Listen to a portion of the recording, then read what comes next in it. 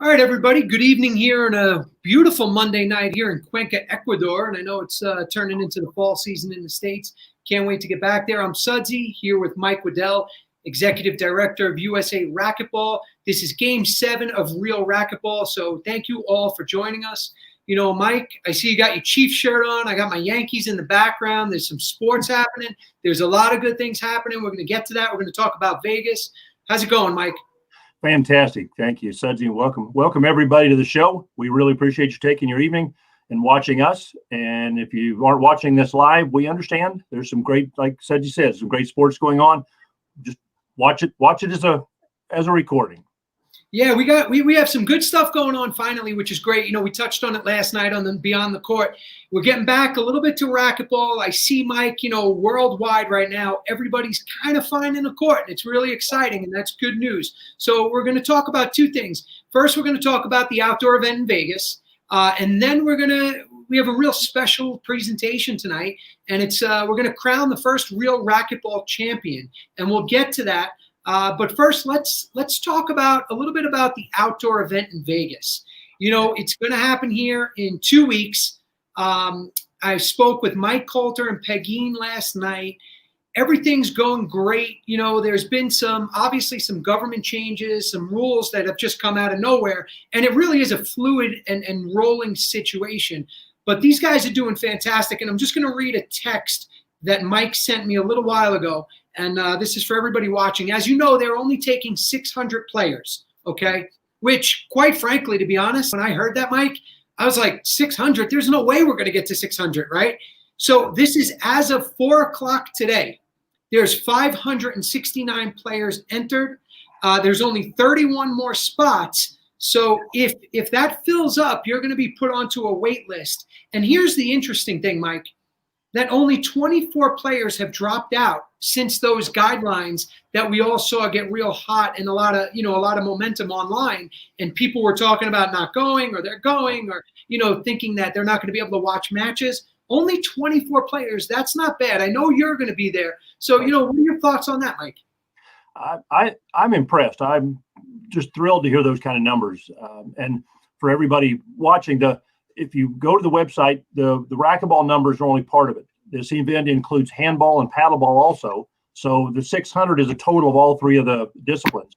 So to me, the racquetball players, if he's only got 20 or 30 spots left to go, now's your chance. If your doubles partner hasn't signed up, I know that you've got to get him in, because they're not guaranteed.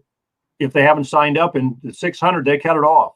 So if you're on the fence thinking about it, now's the time. This is And part of why I think there were only 24 that dropped out was when the initial restrictions were announced. They changed shortly after that, and they announced that they're going to allow up to 250 people as viewers. So I hope those that dropped out were able to see that before they made that decision. And certainly, it's your personal decision, your own safety. Make your decision based on your feelings and your safety about going to the event. But I can't wait. I feel pent up and I'm ready to go. We'll take every precaution there is, but I want to be outside in the sun watching the best players in the world play racquetball. Yeah, Mike told me today. I spoke to Mike. He said the temperature, it's been beautiful out. He sent some pictures of the construction. He's working his butt off. These courts are going up. He's going to do a fantastic job. These are not his rules. The tournament didn't create these rules. These are city, state guidelines. And, he's pushing through with it. He's got a great team. He's been doing this a long time. This is his 11th year doing this event, not including all the indoor events that he's done for many, many years. We touched on that. But, quite frankly, if you're a racquetball player, you're a handball player, you're a paddleball player, try to get out there. But like Mike said, and I agree 100%, it's your personal choice. And nobody's judging. We don't judge. But I do think that, Mike, a lot of those 24 players that did drop out, what I believe happened there was, when there's families traveling, and a lot of us travel with families, right? Like I wanted to bring Veronica and the kids, but, I just can't, because it's going to be a little difficult with the restrictions. Right. But Mike set up some cool things at some hotels where you can watch the live streaming online. And 250 people, let's be honest, that's not bad at all. No, that'll get some crowds in there to watch some of these matches. I believe there are how many courts? He was talking about it yesterday on the show, and he said that he can put up to as many as 19 courts. Wow. Okay. Well, so you divide that up, and there's enough people to watch that there'll be some screaming and yelling, some good excitement. And I think the sport needs this event to happen and show the excitement. We need to show racquetball is not dying. We're going to make it through this, and we're going to get back to big events like this. Let me ask you this, Mike. I said this yesterday on the show. I said to Mike and Pegeen that, quite frankly, this might be one of the most important racquetball indoor-outdoor events, maybe in the history of our sport, what he's trying to pull off here. Yeah, you can make a great argument for that. We really need this right now. There have been a handful of local tournaments. Atlanta, Michigan had one. There was another one this weekend. So they're starting to pop up and happen. And I've heard great things from all the tournament directors. I reach out to them, find out what challenges they had, how things are going. So we're starting to get back to it. A lot of the courts are starting to open back up. I've heard a lot of great things about the courts that had equipment on them. A lot of those are starting to come off. They're relaxing some of those restrictions. So it's going to happen. We're going to get back to it. We've just got to celebrate these big events like this 3-wall ball. Like I said, I'm just anxious to go. I haven't traveled at all this year. So I'm ready to go. On the courts, Mike Coulter actually in the chat just said he's going to construct 15 to 17 courts, but he can do as many and if need be up to 19. So Mike, thank you so much. We love it. Keep doing your job. Keep doing what you're doing. It's phenomenal for racquetball. We appreciate it. My thing is we are racquetball, and I've added over the last couple of months, indoor or outdoor, it doesn't matter. So we appreciate it. We look forward to seeing you. Mike and I will be there. Mike Coulter, Pegeen, thank you. Everybody get to Vegas if you can. If you can't, no worries. Whenever you can, that'd be great. Mike, let's move on to what we're going to do here in the second part of the show. I'm super excited about this. This is our 7th game here in Real Racquetball. And as we know, it's been kind of doom and gloom and a lot of negative going on, Yep. and that was kind of the direction we wanted to go. When we came up with the name Real Racquetball, there really wasn't much good going on. COVID killed us. It shut us down. So a lot of the info that we had to give, or that we were going to, communicate to the players and the fans and the members and everybody worldwide, it quite frankly just wasn't positive. And one day we were in our production meeting, and we said, there's still a lot of good going on, and it's not about, unicorns and rainbows and everything's great, because it's not. That's not the case.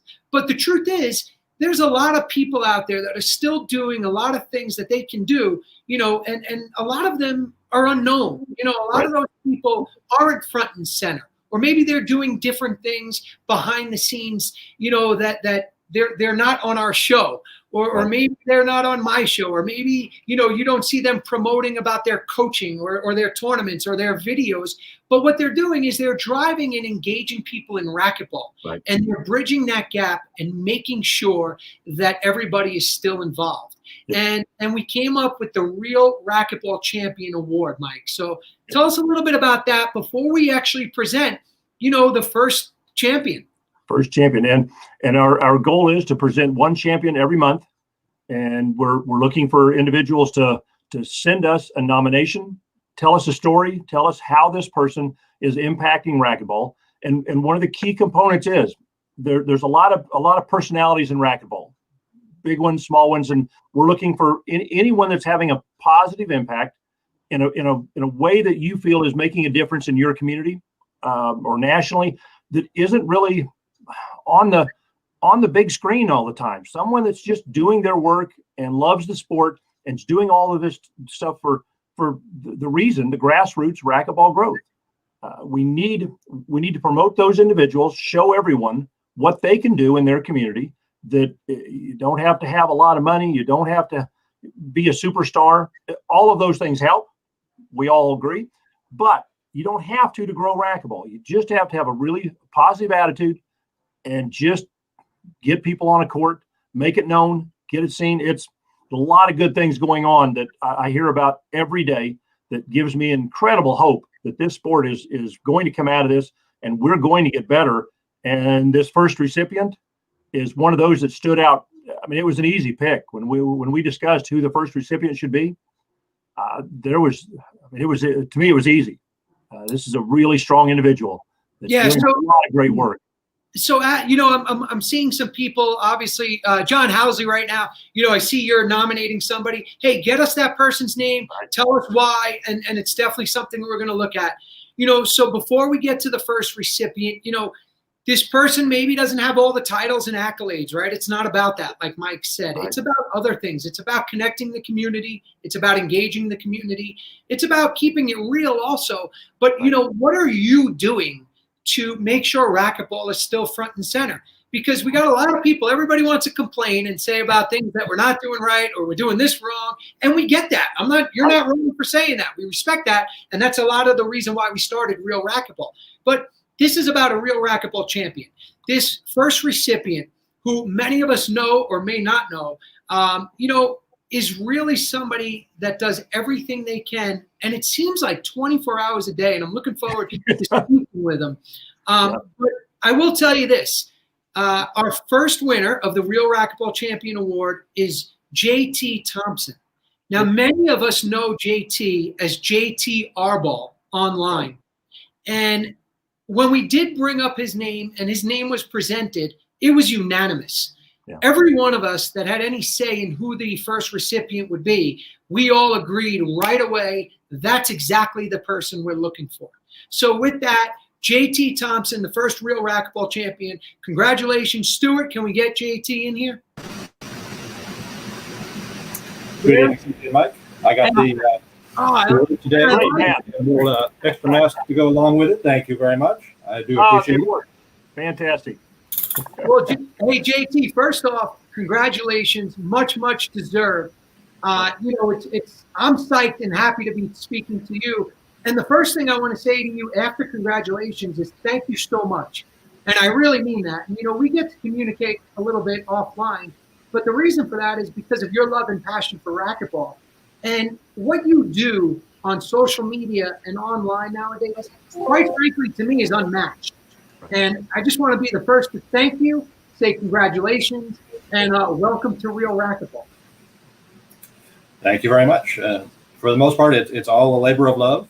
I fell in love with racquetball in 1979.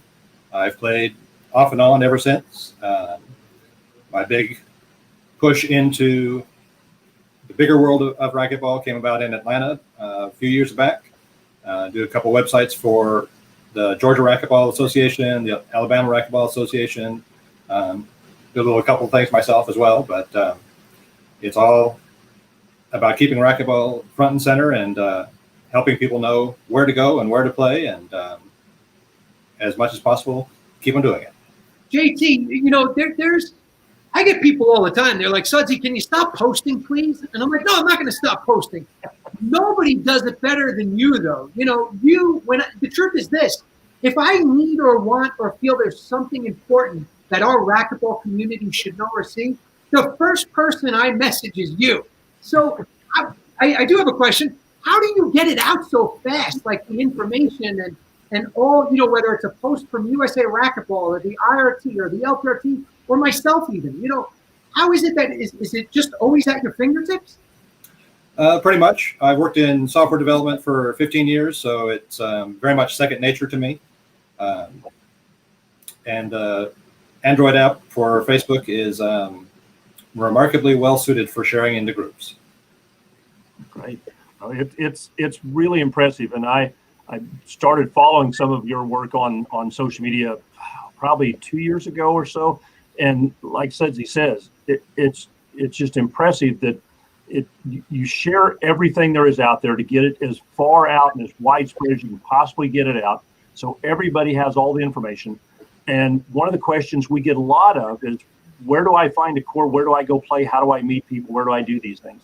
So your website with the where to play function in it is just amazing. And there probably aren't a lot of people that would understand just how complex and difficult that is to keep up. There are so many changing courts and such a fluid environment with courts across the country the fact that you keep that current and up to date is amazing.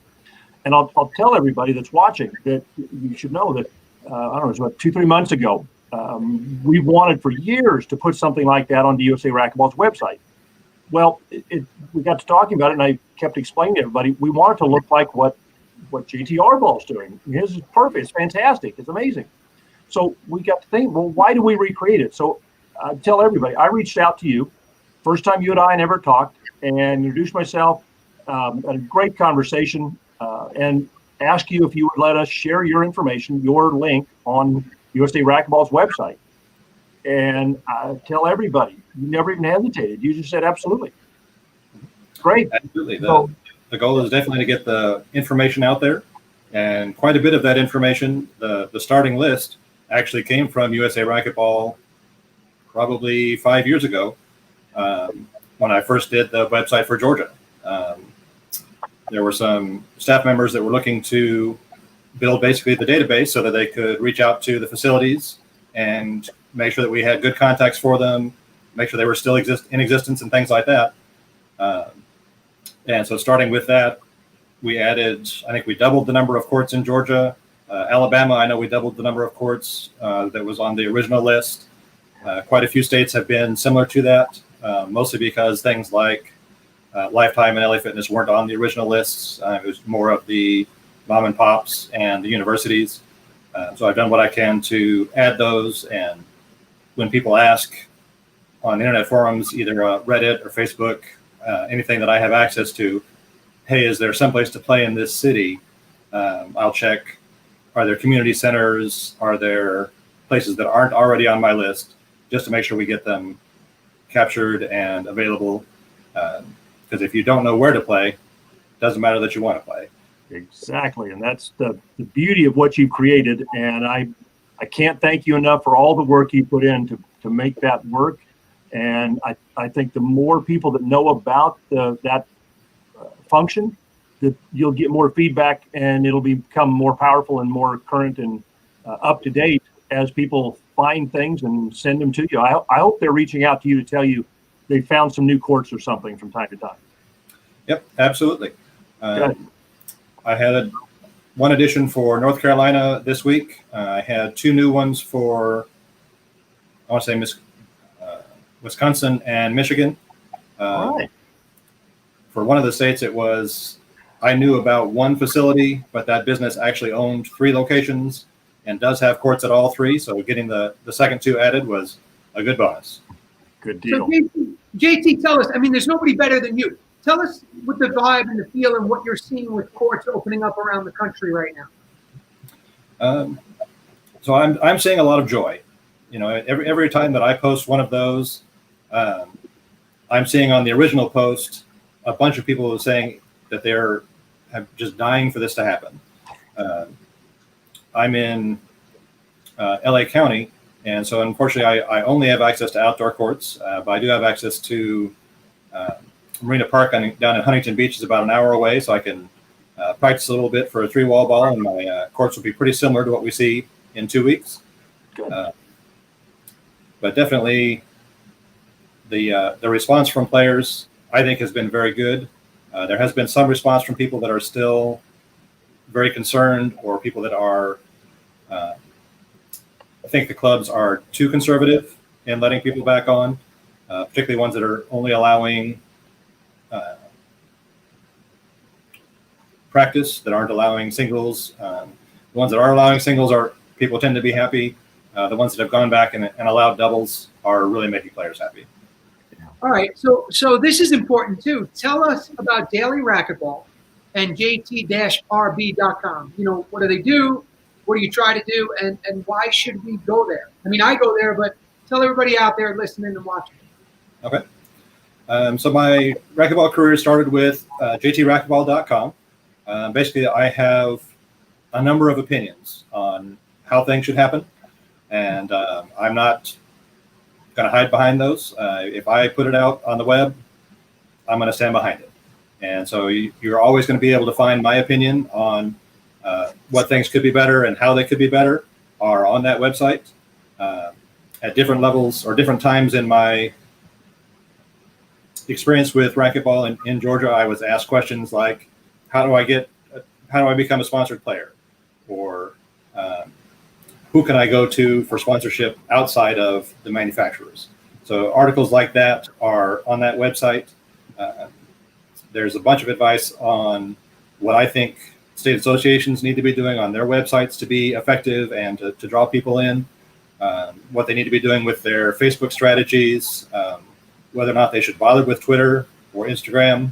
Instagram definitely, Twitter I don't agree that they need to be there. Daily Racquetball is more about the news.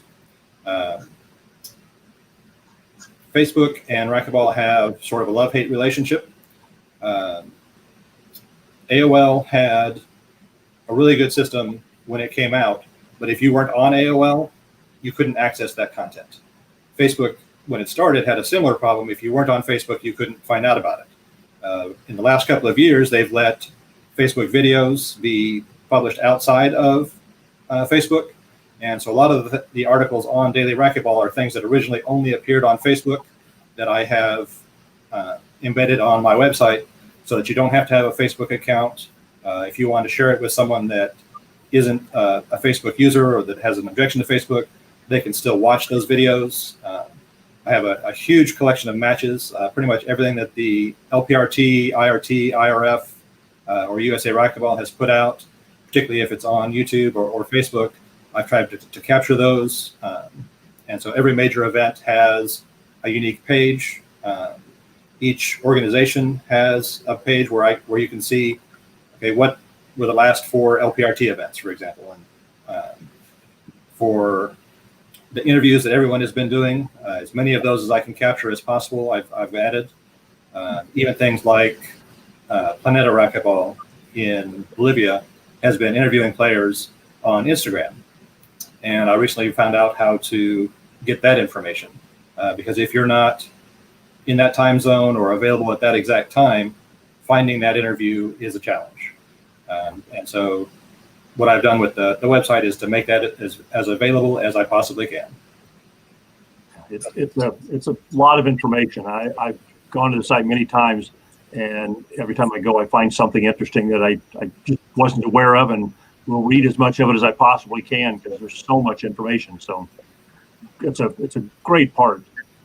You mentioned playing some outdoor in Huntington Beach and such. Are you going to make it out to Vegas? I am currently in talks with Pagin about the role that I'll play there. I don't know that I'm comfortable spending money to play at this point outdoor. My game outdoor is not that good. JT, neither is mine, but I'm going, so don't worry. Sudsy's never played before, and he's going to play several pro divisions, like 3 divisions or something. I smacked it around once or twice. Okay. He has some good partners to carry him. I'm awfully happy to carry. Yeah. Well, hopefully you make it out there. I'd love to get a chance to shake your hand and congratulate you on your Racquetball Champion Award. Yeah, this is new because I sit on the Real Racquetball Champion Committee Award, and I think that it would be great for you to be able to nominate, 1 or 2 people that you feel are worthy of the award as well. Really, I mean that. And then that was unscripted, so it's kind of like when you're in the Hall of Fame, you get to kind of nominate somebody. So I would love to offline, of course, if there's anybody that you feel makes an impact that maybe we don't know or do know. Please let us know. It is important. And again, we can't thank you enough. The entire sport of racquetball can't thank you enough. And hopefully you keep doing what you do. But before I let you go, I have an important question because it is Real Racquetball, okay? I want to know what you like and dislike about the Real Racquetball show. Sorry, Mike, Stu, watching. I apologize, but this is why it's Real Racquetball, and this is why they brought me here. So, JT, you know what goes on social media. You know how to affect people, how it's engaging or not. I want to know, what do you like? What do you dislike? What would you like to see us improve? And go ahead. That's a big one. I really like the transparency. Being able to hear from Mike about the things that concern players, it has been really helpful. a lot of the things that I don't like have been the answers. Just things that I thought would hopefully be farther along. Finding out that there's a rules committee that has a 4-month deadline that we missed was a little disappointing, but that's not really the show. That's more the board and the rules committee. But I really like the format. I like the questions from real people that are tough. Lynn Stevens has had some amazing questions and pointed questions, and they've been handled well. What advice would you give us to improve the show or the message?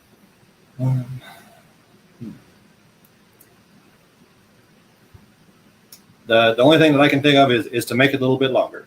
There's a couple times where it's been 20 minutes, and I know the people that asked the questions had also asked follow-up questions that you didn't have time to get to because of the time constraints. But I think a 20 to 30 minute show is pretty good. People can watch that and absorb it and not feel like they're dedicating their entire evening to it. So I think that's a good time point to hit. And that's really been our motivation, was to keep it short so that it doesn't take a long time. Sudsy does a great job on his show, and it's a longer, more in-depth interview type process. So we really shot to keep this one fairly short, but I appreciate it. We work hard to be as transparent as possible. Some things just can't be discussed openly, but everything that can, and Sudsy's real good about coming up with questions. We go through the list of questions that are submitted, and we still have, I don't know, probably 20 or 30 questions that we've not been able to get to yet. So appreciate your honesty about it. We take all of the constructive criticism we can get. We want this to be something people will watch. So appreciate that. Sounds good. JT, with that, we're going to let you go, and then Mike and I are going to close it out. But again, thank you so much for everything you do for Racquetball. Please don't ever stop. I certainly will not let you stop. I will hound you not stop like I do. We appreciate it. You are what Racquetball really needs. And congratulations on being the first real Racquetball champion. And thank you again. And I'm not kidding. Please, if you got any names or any nominees, send them in. Will do. Thank you. All right. Congratulations, and you've got our phone numbers and emails, so reach out anything you need. Will do. Thank you. We'll see you soon. Good night.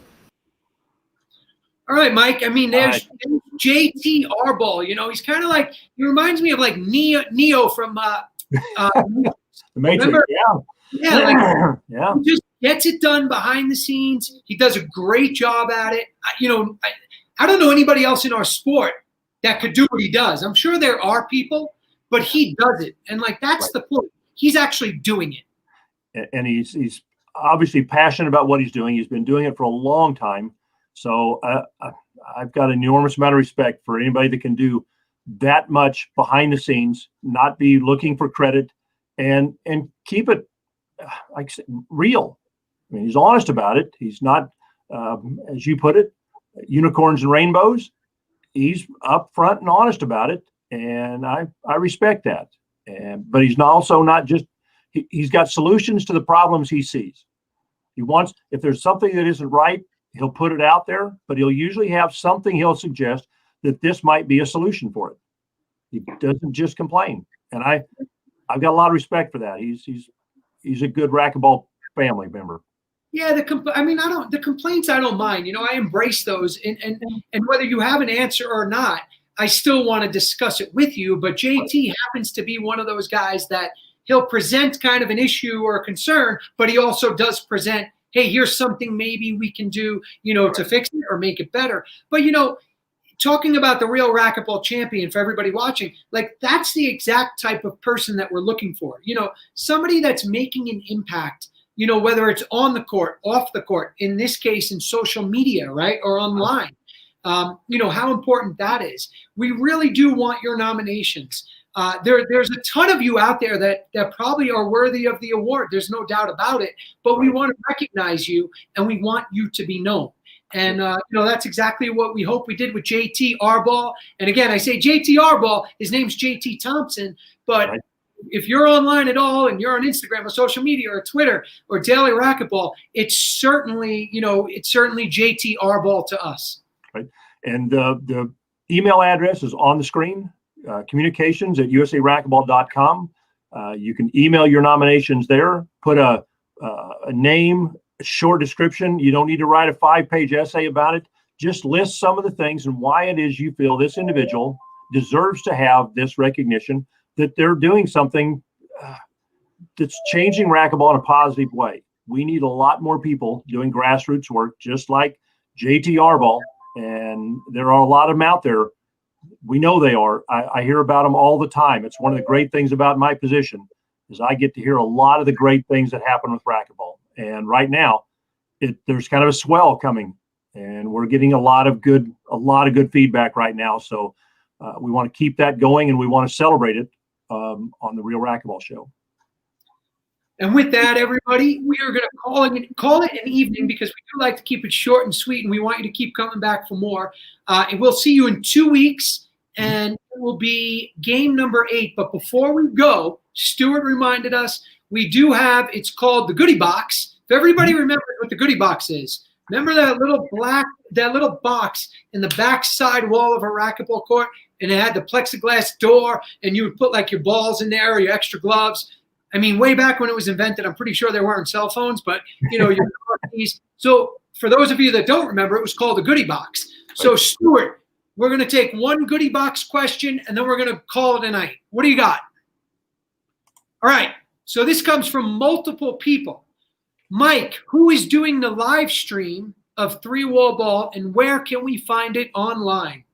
Great. There's 2 entities, the LPRT and the IRT, are both going to be live streaming from the 3-Wall Ball event. The LPRT is the primary, and the IRT is going to be streaming a lot of the high-profile matches also. You'll be able to find those on the LPRT website, the IRT website, and USA Racquetball's website. The Facebook pages for each of those entities will be sharing and posting all of them. One of the great things we have in racquetball and the conversations we've had about the 3-Wall Ball is that we're all in this together. We really want to work together so that everybody has a piece of streaming activity. So when you get a chance, stream those, watch those matches. Most all of them will be saved. You can go back and watch them later, because of all of the 3-Wall Ball tournaments that I've gone back and looked at, and this will only be my second one that I'm attending. This is monumental. I mean, the names on the draws are never played. Sudsy's one of them that is just he's going to go play some outdoor. I'm really looking forward to seeing some of these matches with these high-profile players that are absolute best ever in the indoor game, and see how that translates to the outdoor. I just can't wait. Yeah, I'm with you on that, Mike. I'm not just playing in this event, but I'm absolutely a fan. And there's this lefty guy named Kane that I'm really looking forward to see how he does. Yeah. And I think he'll be just fine. But it's definitely going to be exciting. So yeah, to watch that stream, again, like Mike said, the LPRT will pretty much carry the main matches or the highlighted matches, but the IRT will also be, giving some incredible content and some great matches. So there'll be plenty. And then there'll be people like me walking around with my phone on and, going through USA Racquetball stuff. I'm sure you'll see Mike and I there. I promise. I'm going to get Mike on the camera while we're there. And Connor just messaged and said that we will have a stream by the end of the week. There'll be a guide on how to stream these matches to your TV. It will be posted on USA Racquetball's website. So look for that. With that, that's the end of the night here. We'll see you in 2 weeks, which will be the night after the finals of the 3-Wall Ball. And I'm sure we'll have plenty to talk about. Get your nominees in. Have a great couple of weeks. Stay healthy. Stay smart. Be safe. If you get on a racquetball court, tell us about it. Tag us. Take pictures. Do whatever you can. Mike's going to go suffer with his Kansas City Chiefs. I'm going to go watch my Yankees. And hopefully we'll see you guys soon on or off the racquetball court. Have a great night. See you in 2 weeks. Good night, everybody. We can't wait.